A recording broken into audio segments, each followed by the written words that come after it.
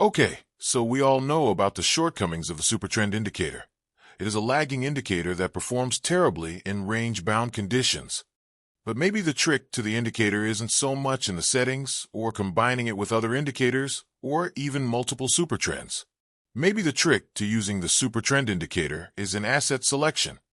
There is an inbuilt SuperTrend indicator from TradingView, but I prefer this Pivot Point SuperTrend indicator by Lonesome the Blue. There are two by Lonesome the Blue. One is an indicator, and the one with backtest in the name is a strategy, which allows you to backtest how it performed. You could use either, but to show the backtest results, I'll use the strategy one for this video. Let's go straight to the settings, and I didn't have to change much. The ATR and pivot point periods as well as the ATR factor were kept at defaults, 2, 3, and 10. The one change that made a big difference was to select Enter Only Long Position. If you are more risk-averse, you could select the Use Center Line to close entry for 50%, but this would cut short your winners, and I don't recommend it. So from the backtest results below, you can see that the SuperTrend indicator was profitable for XAU. It would buy when the indicator turned green and close the position when the SuperTrend indicator turned red. That allows it to catch the big trends up like this green line at the start. When the market turns choppy, because we've limited to buy only, we don't get caught out by the chop so much. There'll be a lot of quick stop outs or small losses like in this middle section here. And then when the market goes into another trend, the SuperTrend will catch the ride up again. So, that's the general idea of how the SuperTrend indicator is supposed to work. Now let's see how the SuperTrend performed on the Nasdaq.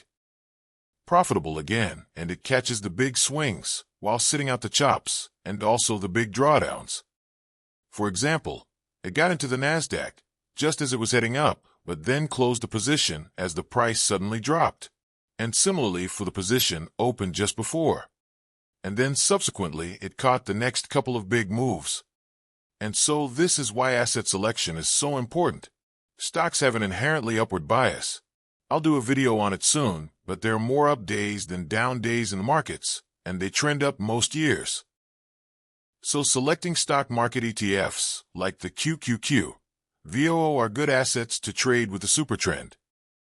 You'll see that it works well with the VOO as well. Again, it is profitable, and it catches the big waves up while skipping the chop and big down moves.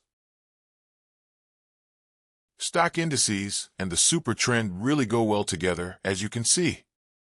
It just rides the big waves up. Then it closes the position when there's chop, before riding the next big wave up. But where the SuperTrend does less well is when it comes to assets with a lot of two-way action. Things like currencies, for example.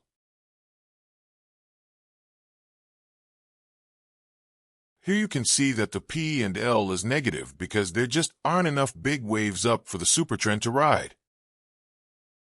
Let's switch to the Aussie. Also another negative performance. And I have tried the SuperTrend on many different currency pairs. There's no consistently good result to be had. You could overfit the inputs to get a profitable result, but it will fall apart in forward testing or real-world trading. On the other hand, another asset class that does well with the SuperTrend is metals, particularly gold and silver. If you believe that the dollar loses its value over time, and hard assets like metals retain their value, then it stands to reason that there is an upward bias in gold and silver prices. Hence why they work with the SuperTrend. SuperTrend also works well with Bitcoin again, because there are big waves up that it will catch while missing out on the range-bound trading and big drops.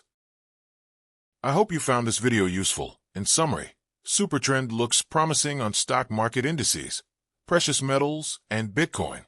On Forex, not so much. How do you use the SuperTrend? Do you combine it with other indicators, or do you use multiple trends or time frames?